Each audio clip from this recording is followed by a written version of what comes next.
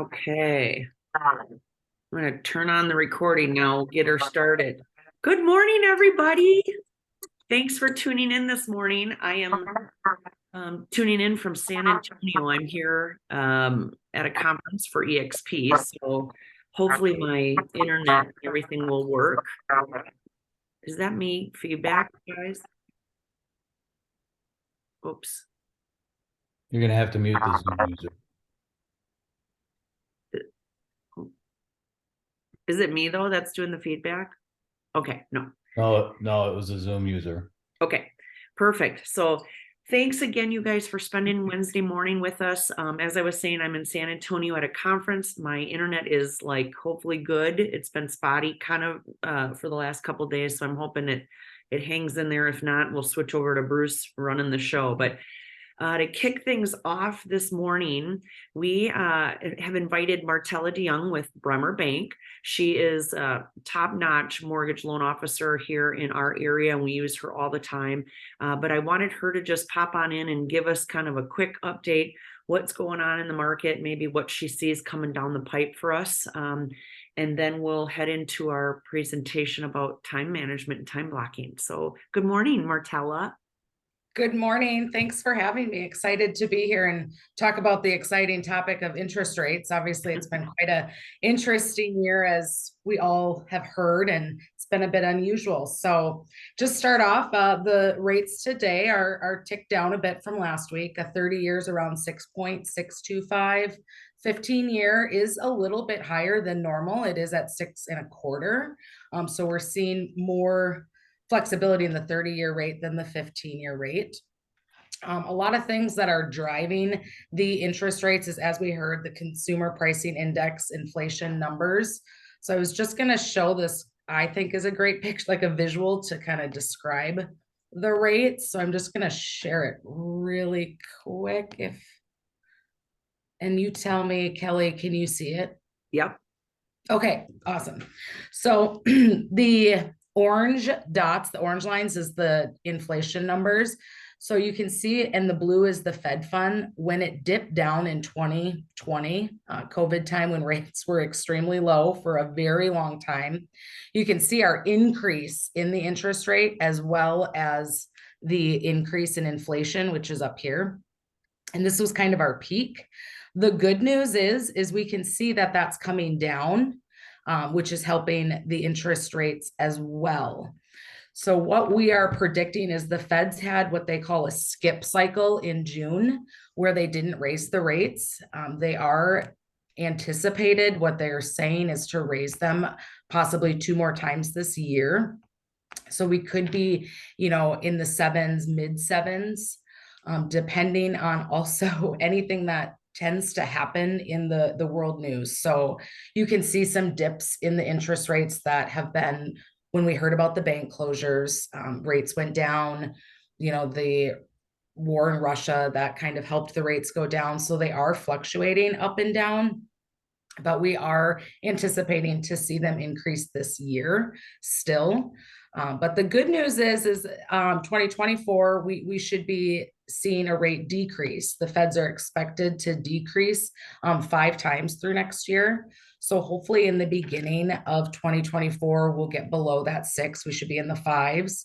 And then at the end of 2024, especially with election year, we should be around the 4s is what the anticipation is, which I think will be a huge deal for buyers, sellers. I think we all could be really busy at that time. So Let's that's hope. kind of what we're hearing.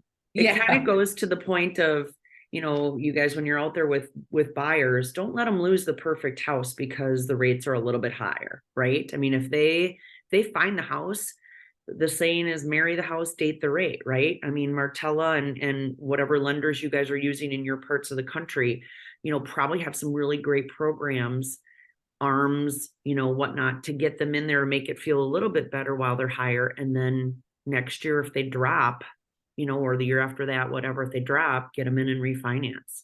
Absolutely. A lot of things we're seeing too is people are, scared of the higher rates and the higher payment. We know, right? What comes up must come down is kind of the philosophy. And like you said, date the rate, marry the house.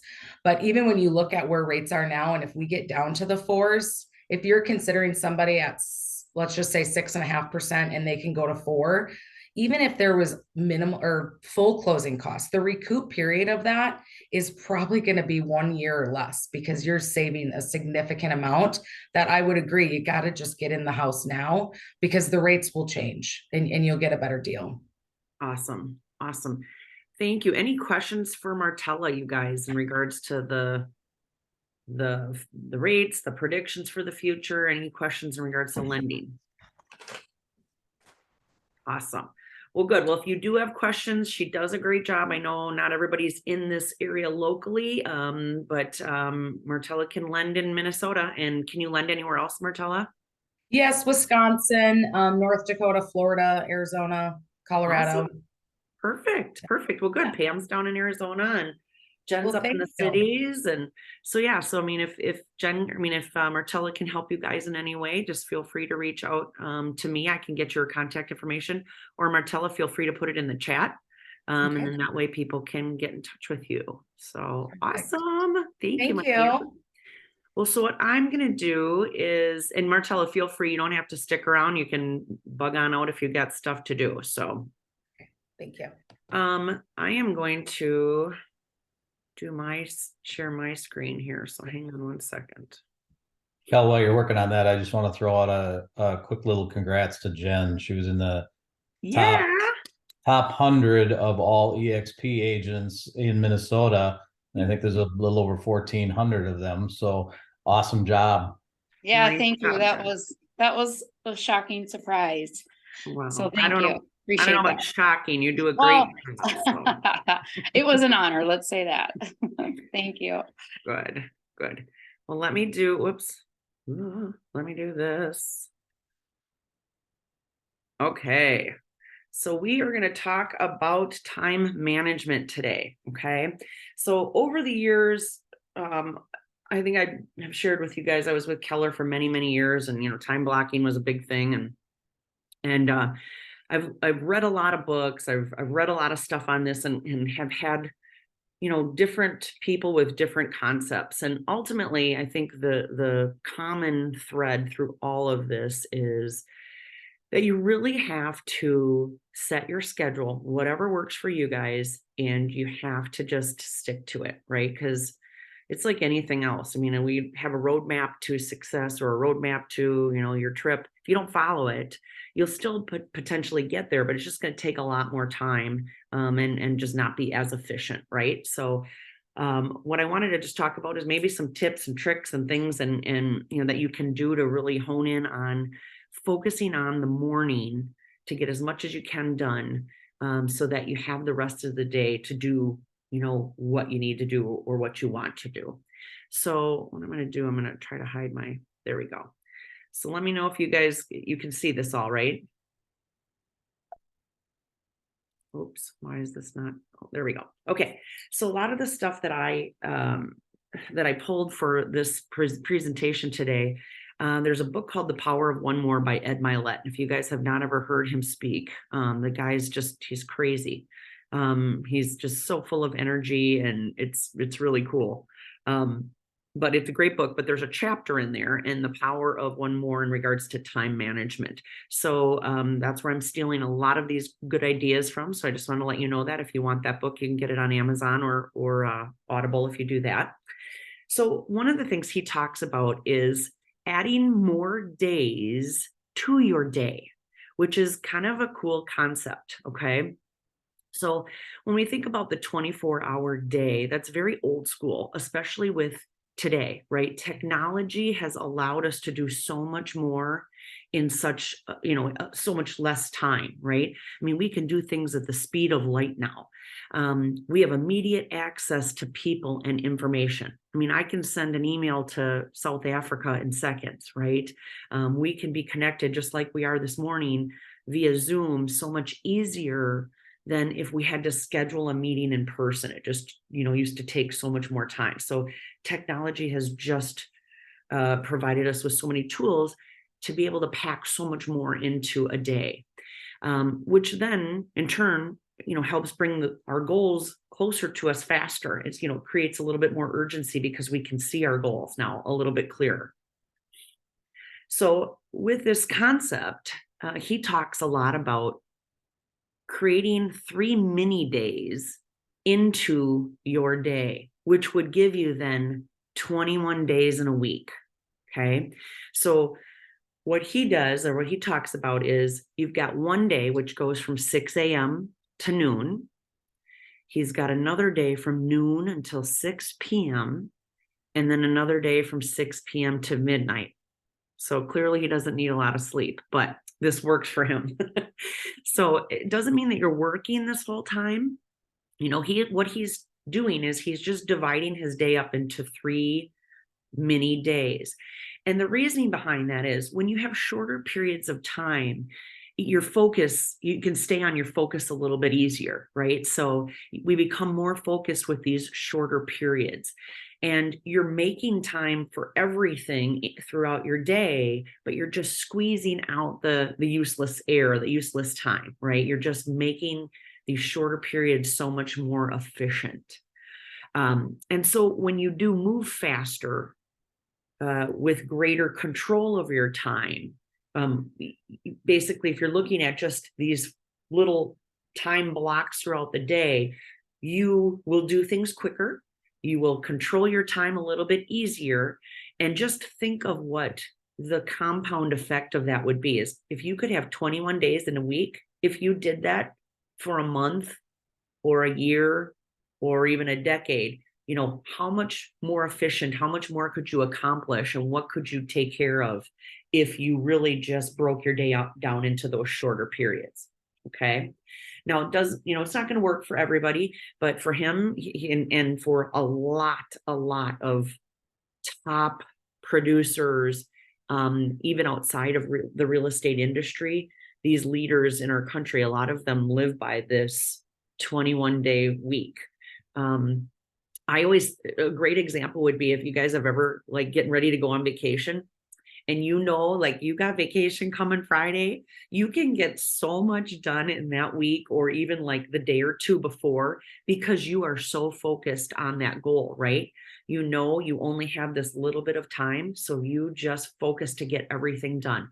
Well, that's kind of this concept. If I break my day down from 6 a.m. to noon, I know what I need to get done in regards to that.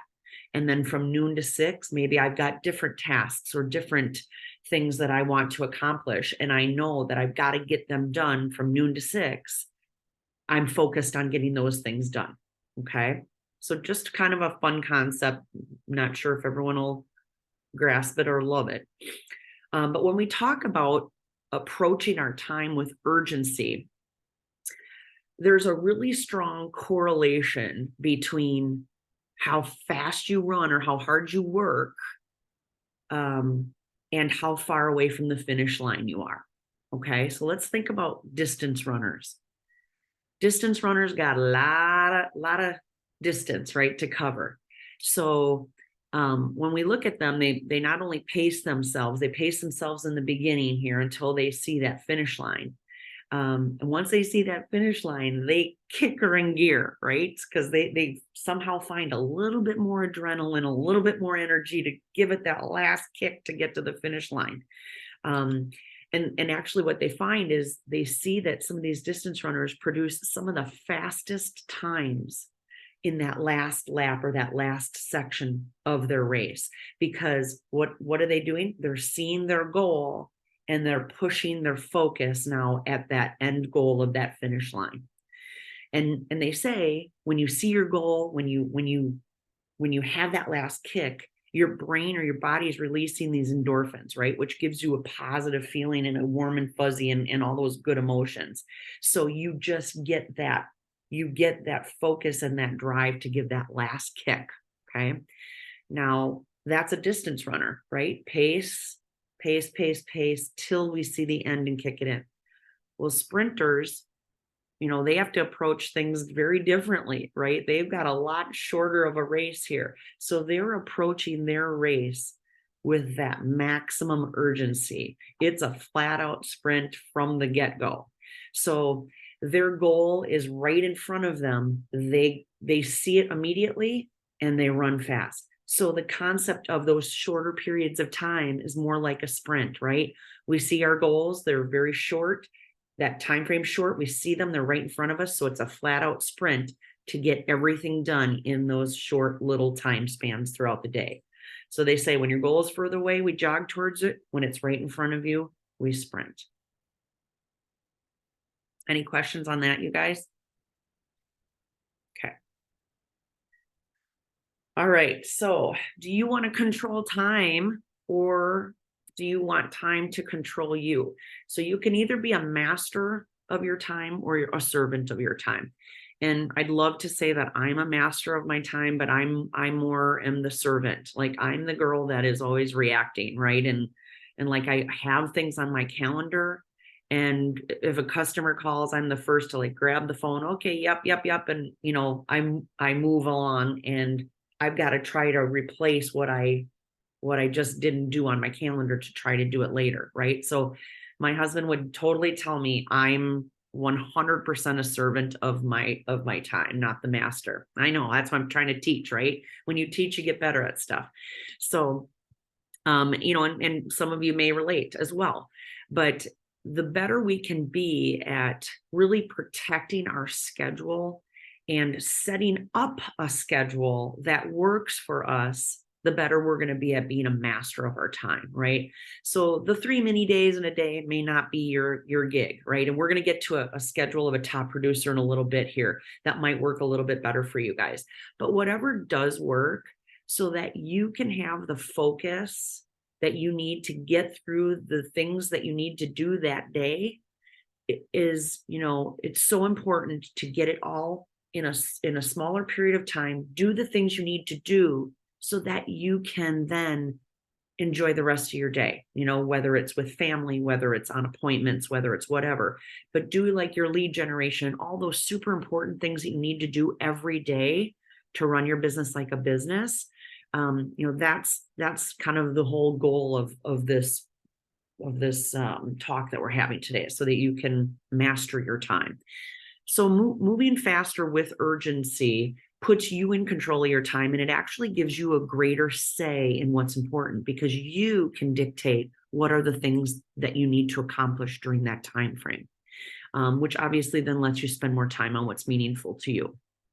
And it really is a mindset, you guys. When you wake up in the morning, believe it or not, your brain is already planning your day. And you need to pay attention to what those thoughts are. Like I am the first person that when my alarm goes off, I am like, oh, like I'm not a morning person. I just hate it. I hate getting up, and and right there, my mind is already telling me you're not going to be very good. You're not going to be very focused, very energetic today. So it's changing your mindset to like, yep, I'm getting up. I'm going to do these things today. I'm going to, I've already got my plan in place. So I'm going to get up and do that. Right. So start listening to what your brain is telling you and get those negative thoughts out and embrace the positive ones. It's really how you approach the first 30 days that will set the tone for the hour. The first 30 minutes will set the tone for the hours ahead. Okay. So what you want to do is, and this will help you with those first 30 minutes to an hour, is to own the morning. When you get up, do not allow for any distractions. And again, I'm teaching this because this is like my hardest thing, right? What's the first thing we all do? Like we grab our phone. It's probably sitting right there on our nightstand. We're grabbing it. We're already looking at texts and emails and Facebook and, commenting and whatnot. Don't allow for distractions when you get up in the morning. Get up and give yourself just time to get into your morning without those distractions. Everybody needs to take care of our physical body and our mental health, right? And I'm not a morning person, but I will tell you, if you can get up and before 7:30 a.m., just take care of any workouts that you want to do, whatever exercise, whether you go to the gym or you do it at home, get that done in the morning, because that also kicks in those good endorphins in your body, creates, a better feeling. gets your body moving. It obviously just from a whole physical standpoint of your day, it will start your day off right. Then mentally, whether you guys are, prayerful people, whether you meditate, do that, do gratitudes. I would highly recommend that every day, if you guys don't spend 5-10 minutes just going through what you're grateful for, right? Wake up and write down, whether you have a little journal, write down like, what are your gratitudes for the day? Either do it in the morning, and you could do it at night too, right? Start the day with, what am I really grateful for? Hey, the fact that I can get out of bed. Amen. That's one of them, right? Or grateful that you've got some appointments that day, or grateful that you're going to be spending time with your family later on in the afternoon, whatever you're grateful for, right? Grateful that you had a closing the day before. And then at the end of the day, before you go to bed, also a great way to end your day is to be grateful for what are the things that were good in your day and what happened, right? Also positive affirmations. Get in the habit of, even if you're getting ready and you're looking in the mirror, tell yourself, I'm a kick-ass salesperson. I'm going to go out and I'm going to rule this day. I'm going to get all my appointments. I'm going to reach all my goals today. I am great at what I do. I'm a great mother. I'm a great wife. Whatever your positive affirmations are. I mean, there are studies out there that say that if you start every day with positive affirmations, what you're telling yourself is what you start believing, right? All that negative talk is one of the worst things you can do for yourself. And especially in the morning, if you wake up and you're like, oh, it's Monday. Oh, I hate, I don't want to go to work. Oh, I hate lead generation. Think of how your day is already just starting on a negative base, versus you're starting up and you're talking about what you're grateful for, and you're setting those positive affirmations. You're just already changing the tone of your whole morning. And all of this really tells your brain that you're in control, because you're going to fill your day with confidence and the purposes that you choose to accomplish in the day. So when you're not having to deal with unexpected because you've already planned out your morning and you know what you've got to do, you're in control and you're not reacting. You're controlling your morning. Okay. So don't let the distractions bother you. You already know what you have to accomplish, and we'll look at what a top producer schedule is here in just a little bit. But once you know what you have to do, you already are in control of those first couple hours of your day. Okay. And so all of these like physical and mental things, like the workouts, the meditation, the gratitudes, the affirmations, have all of that done along with being showered and being ready or getting to your office or your workspace if you work from home by 7:30. Okay. You really want to try to have all of that done by 7:30.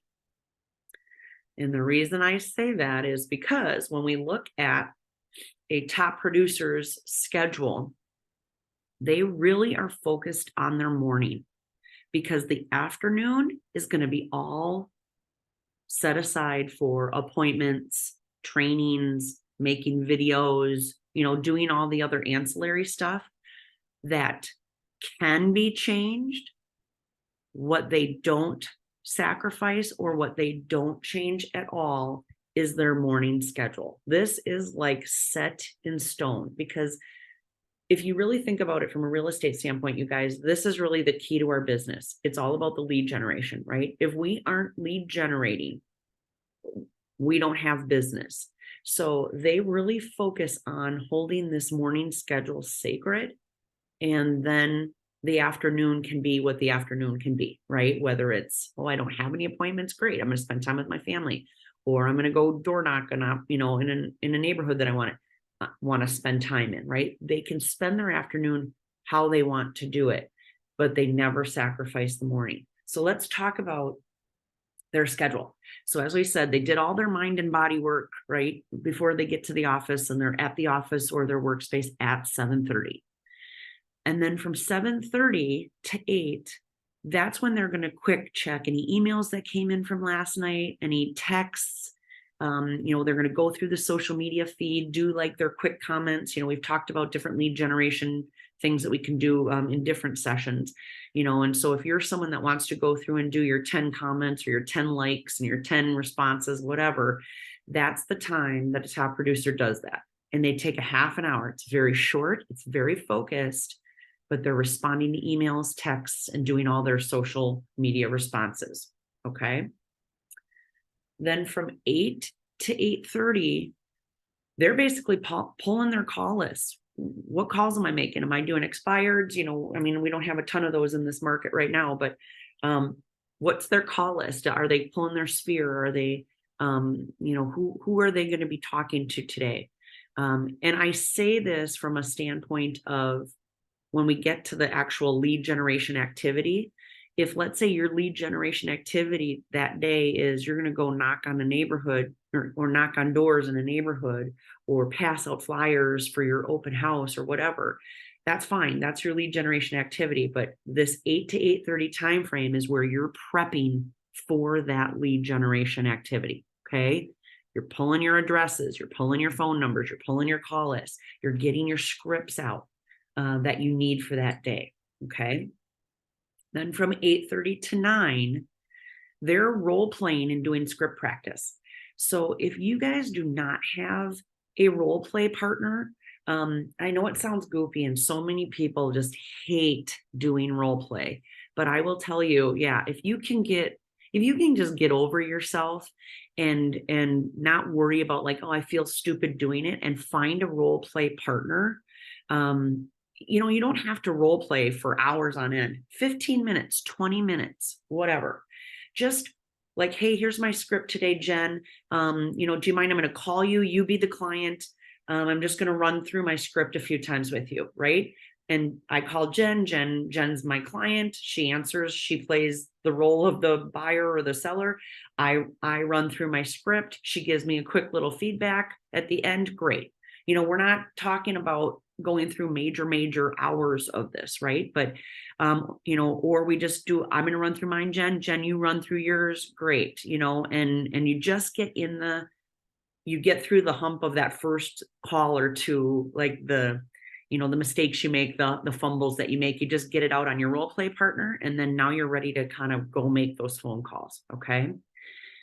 The other part between 8:30 and 9, other than that quick role play, is they create a bunker. And this is probably the most important part, I think, of their morning, getting ready for their lead generation. And when I say create a bunker, I mean, you guys need to create your space so that you do not get interrupted during your lead generation time, and that you don't get distracted. So what that means is, I know we have to use our phones to make calls. But you are going to shut off your notification sounds. You're going to close down any apps that, will distract you from just making your phone calls. Some of these top producers just use these auto dialers, right? So they never even have to really pick up their phone. They can run it through their computer and they hit dial and it dials one person. And once they hang up, dials the next one, so that they're never having to pick up their phone and get distracted. Tell your family, if you work from home, tell your family and your kids, hey guys, I'm going to be busy for the next couple hours. I can't have any interruptions. Let them know this is what your expectations are, and they're going to help you, right? They want to help you be successful. So if they know, hey, we can't interrupt mom during, from 9 to 11, they won't. If you're in an office, put a sign on your door, that you are lead generation, or that you're lead generating. Do not interrupt. We have some people put a big stop sign on their door. It says stop, lead generation in progress or whatever. There was a story when I was with Keller, that I think it was Gary Keller, who, when he first started and he was trying to get the brokerage up and off the ground here, he did his lead generation, just schedule exactly. And he would tell his administrative assistant, do not come in to my office. Like, do not interrupt me. Do not do anything. And so what he did is he ended up taking his pants off, like his work pants off. And he handed them out the door to his assistant, said, here you go. Like, don't come in my office or you're going to see me in my underwear, or I'm not coming out of my office because I'm going to be in my underwear until 11 o'clock. Do not come back and give these to me until 11 o'clock. Right. And so she would not let anybody in, and he was not coming out until he made his calls and until that time frame was done. Okay. So whatever extreme you have to use, or, like penalty you have to give yourself if you allow interruptions, do it, because I guarantee you're going to start to not want to have that penalty happen, right? Or not walk out in your underwear, so to speak. So just protect your time. And from that 9 to 11, then once you've kind of created your bunker, nobody's going to bother me, I'm not going to get distracted. Now from 9 until 11 is when I'm going to be doing my lead generation, right? So whether it's all the calls, or I'm going to go to that neighborhood and knock on the doors, or I'm going to go, hand out flyers for my open house, whatever that is, you're doing that lead generation activity from 9 until 11. Okay. No interruptions, no excuses. Okay. And then once 11 o'clock, you're done. Now from 11 to noon, that's when you can do all of your follow-up activities from your lead generation time. So during your lead generation, you got a hold of a few people and, oh yeah, okay, great. I'm going to set you up on a search. You've taken down the notes, you've talked to the people, now you need to set them up on a search. You need to send them out some information. You talk to somebody in your sphere of influence, checking on them, see how things are going, and they need a plumber, right? Great. You're going to send them the information from your plumber that you use. You're going to do all of those follow-up activities after your calls. So not while you're making your calls, right? So let's say 9 to 11, you're doing that lead generation, and I get a hold of someone and they need the plumber's name and number. I'm just going to make a quick note that I have to send that to them. Or Susie wants to be set up on a search for condominiums. I'm going to take down her information, but I'm not going to set the search up during that 9 to 11 timeframe. I'm going to wait till after my lead generation to then do the follow-up activities. Okay. And the reason they do that afterwards is because, can you imagine, you get a hold of 1 or 2 people and they want you to do a few things, and then you do it during that 9 to 11. You really only talk to 1 or 2 people. You really aren't getting in front of the numbers of people that you need to get in front of, or the contacts. Maybe you want to contact 20 people. That's your goal for the day. You're not going to contact or get in front of 20 people every day if you're doing the follow-up activities during that designated lead generation time. Okay. So lead generation activities, 9 to 11, follow-up, and then returning calls and emails after, from that 11 to noon timeframe. Okay. Any questions on that morning schedule? Okay. Seems pretty simple. I've been hearing about this for 17 years, but this girl has issues. I'm just telling you, this is like my biggest thing. And that's why I'm so glad to be teaching this, because I am that girl that, like, from 9 to 11, I get going and then I get waylaid, right? And I get distracted and I get pulled out of it. And then what ends up happening then is I'm trying to play catch up the rest of the day, right? Oh, I got taken away. I had to go do that. I have to do this. And now I'm trying to get caught up to make my lead generation calls or my contacts throughout the rest of the day. And what I'm trying to teach you here is that if you can really protect your calendar and own this morning schedule, then you will win the rest of your day. You don't have to try to play catch up. You're not going to feel exhausted by the end of the day, because you've done everything that you need to, that's important to your business, right here from 7:30 to noon. Now your afternoon can be spent with, hopefully you've booked some appointments. Hopefully you've got some videos you need to take care of making, or you got to go to your kid's soccer game or whatever. You have time for all of that because you owned your morning. Okay. So there it is. If you have good time management in the morning, then that will equal good life management. You'll have all that freedom to do all those great things in the afternoon. And when people actually see you not waste time, then they're actually going to stop wasting your time. people around you will see that you are focused and that you've got your head down on, down to the grindstone, nose to the grindstone, whatever the saying is, and that you are doing your work in the morning. People will not stop and waste time. They won't bother you. They will let you do your thing, right? And then I promise you that will feel so much better. I know when I was in the office, I work from home now, but when I was in the office, I would go in, and if I did not close my door and I didn't create my bunker, people were knocking on my door. Hey, Kelly, you got 5 minutes? Hey, can you help me with this? And 5 minutes turned into 45 minutes, right? And now I'm playing catch up. I'm like, okay, now where was I? What was I doing? And I got to try to go back and get back into my groove. It's just not happening, right? So create that bunker and protect that time, get in your groove. And I promise you guys, the 3 or 4 hours of your morning that you focus on that will make your days so much easier because the hard stuff's already done, right? We all hate lead generation.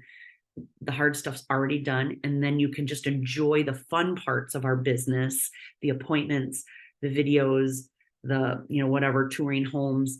All of the fun stuff can come in the afternoon along with managing family time and family obligations. Okay. Any questions on that?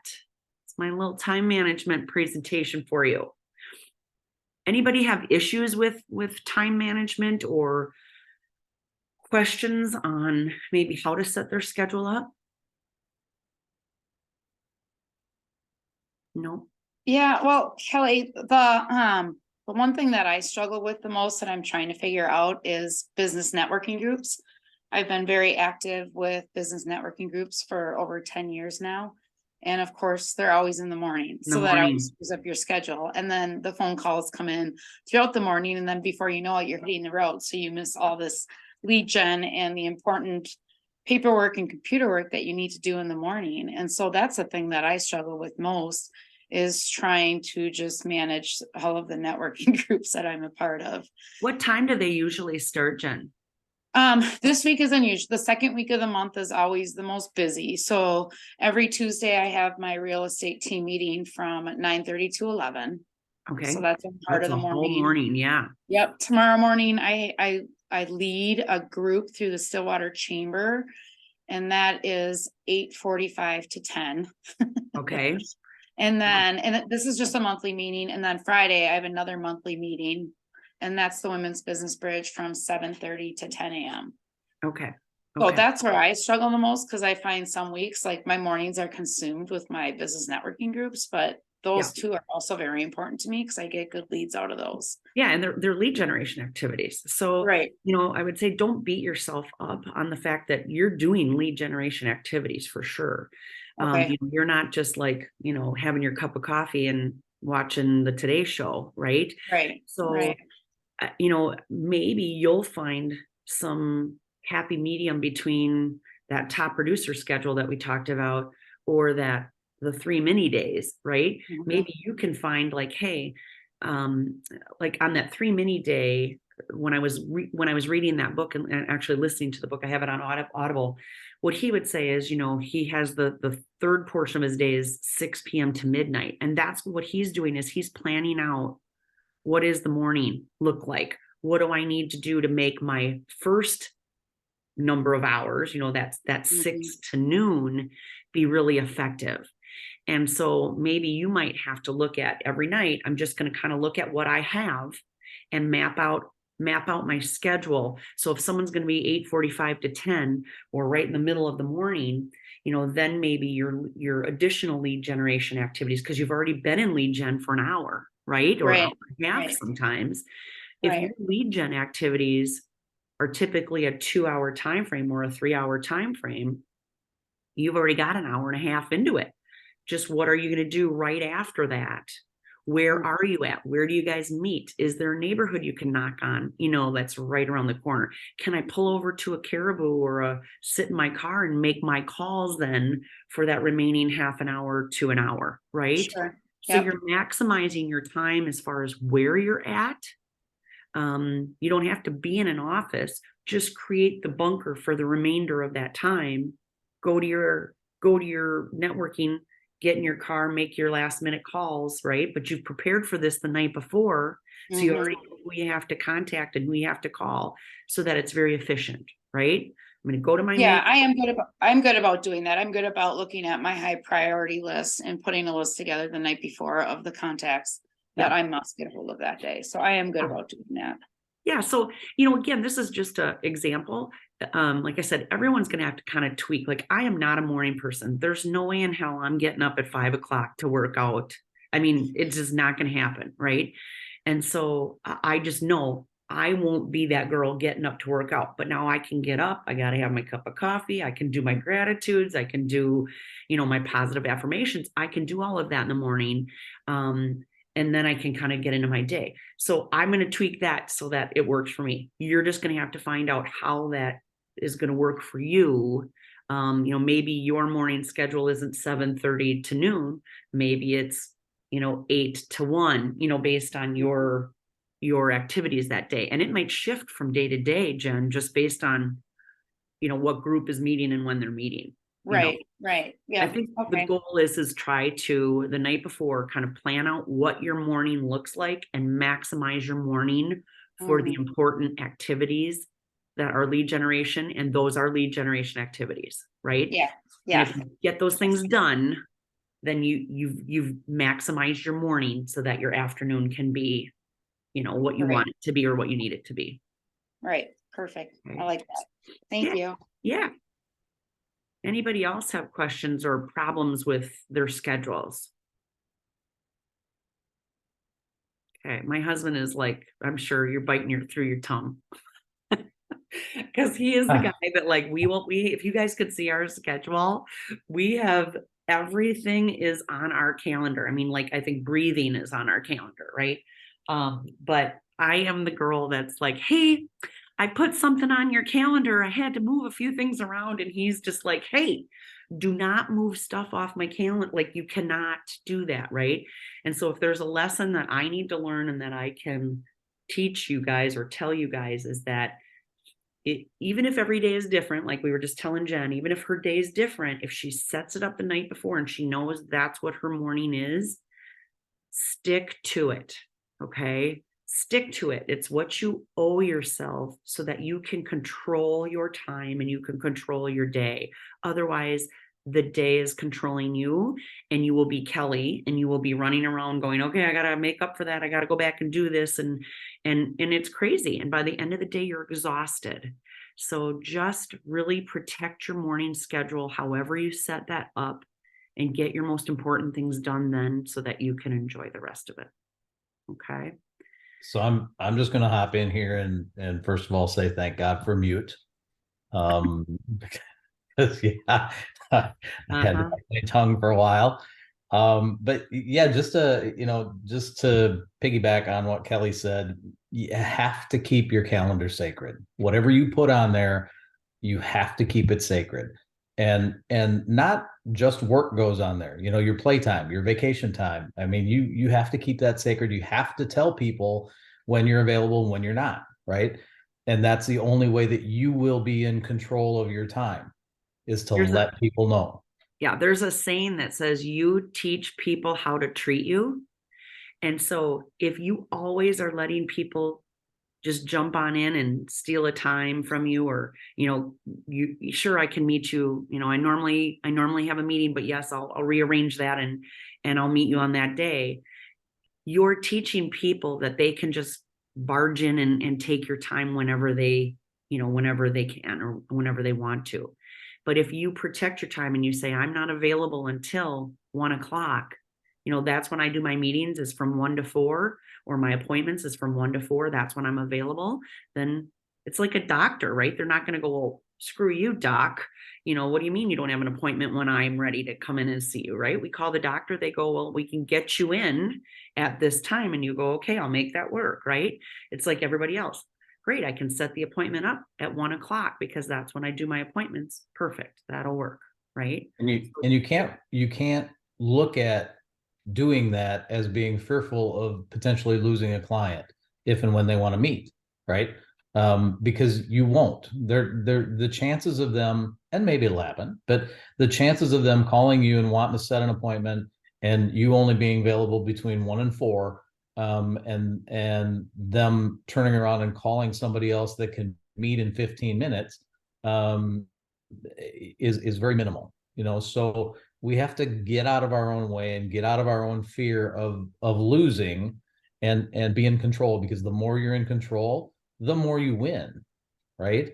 And to get back to very quickly about the 21-day week, and the 6-hour time periods, make a list. Kelly was right, when she was talking to Jen, make a list of everything that you're going to do tomorrow, right? And then prioritize that list, and then break it into 3 parts. And the first part, you only look at that part in your first 6 hours. Just do those things in the first 6 hours. Don't look at the rest, right? Because you could very easily get that 1/3 done in less than that 6-hour time period. And then you do have some free time, right? And I wouldn't start your second 6-hour time period until you need to. And those 6 hours aren't it all gives you a little work. bit of, yeah. It was like, when I was listening to this book, which I would recommend you guys, do, it was like he does his major activities in the morning for business. And then his afternoon was a lot of appointments and whatnot. But then it was also family time, right? Dinner time, family time, games, whatever. And then his last 6 hours or whatever were, planning for the next day. What do I have to do? Relaxing, whatever, his meditation, his things that he did, So it's just however you want to set them up. But the whole point to that is just having shorter periods so that your focus, you could stay more focused in a shorter period of time. But anyway, I was going to go back one more thing, Brucey, and just to say that go ahead. When you have it on your calendar, like Bruce says, to keep it sacred, we get that distractions or things do happen, right? Emergencies happen, things come up. Somebody has to close at a certain time and you have to plan, for that closing, whatever. It's okay. Don't beat yourself up about it. But that whole saying of, if you have to erase, you must replace. So if something does come up that interferes your most crucial things that you need to do to run your business every day, and you have to erase it, then replace it. And that's what I mean by, then you may have to do it later that afternoon, but you're going to still get it done that day. You're just going to replace it at a different time. Okay. But really try to dictate your schedule. Like, I know when we talk to clients, we're like, it could be more of a script change, right? Instead of saying, so what works best for you? Love to meet with you guys and take a walk through your house. What works best for you? Right? That's what I always say. It needs to be a script change. So, hey, I'm available, Wednesday and Thursday, anytime from 1 to 4. What works best for you during that time frame, right? So now I'm telling them when I'm available. I'm still giving them flexibility to choose, but I'm not just leaving it wide open. What works for you? And now they go, well, 9 o'clock tomorrow morning. And then I'm going, oh, right. It's right in the middle of my lead gen time. And I've just asked them what works for them. And now I have to tell them no. So I'm the girl that says, oh, okay, 9 o'clock tomorrow. Right. And now that screws up my whole day. So it's really just training ourselves to protect our time and change those scripts that we use with our customers to say, here's when I'm available, or here are 3 options or 4 options. What works best for you? And for this whole time management, time blocking thing, my recommendation, because I do it, right? I keep my calendar sacred, and Kelly's right. I'm not happy when she throws something on and moves something, because it could literally screw up my entire day. I'm a little maybe OCD that way, but that's why we work in separate parts of the house. Yeah, exactly. So I would just recommend to you to try it, right? Try putting a few things on your calendar and try really hard to keep them sacred. We've all done this. We've all seen different great ideas, and we thought, you know what, I'm gonna start calendaring that so I can do it. And then the next thing you know, you get a call and it takes its place, or you don't look at your calendar, right? You don't look at your calendar for a half a day and you missed something that you should do. whether it be an appointment or whether it be just training or lead generation or whatever it is, and then you're past it, right? Then what do you do? And like Kelly said, you try to replace it somewhere else. You don't skip it, right? You're not allowed to skip it for that day.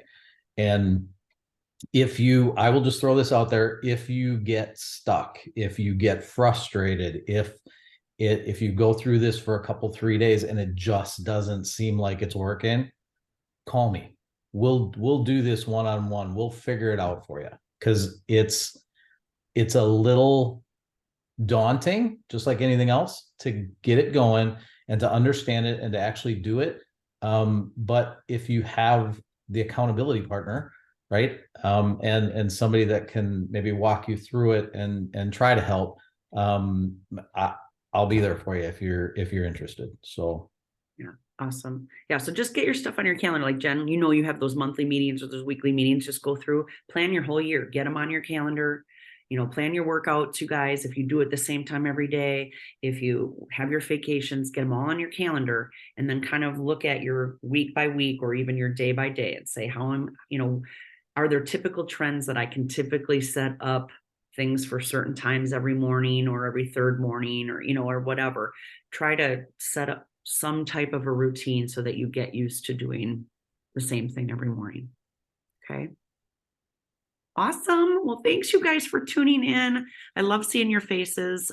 If you guys have any topics or anything that you want training on or need help with, let me know, because otherwise I got to try to think of new stuff all the time. So I'm open. I'm all ears. Next week we have a gentleman, Joe Seaman. He is from Augusta, South Carolina. And he is with J Properties Group. He's a great real estate agent, and he is phenomenal with client gifts and client experience. And so he's going to kind of tell us what he does to wow his clients and provide that experience that keeps them coming back and get some tons of referrals. So that'll be next week. So if you're interested in joining us, we'd love to see you then. Awesome. Okay. Thank you. You bet. Have a good rest of your week, you guys. All right. Bye, guys. Bye-bye. Thanks for coming.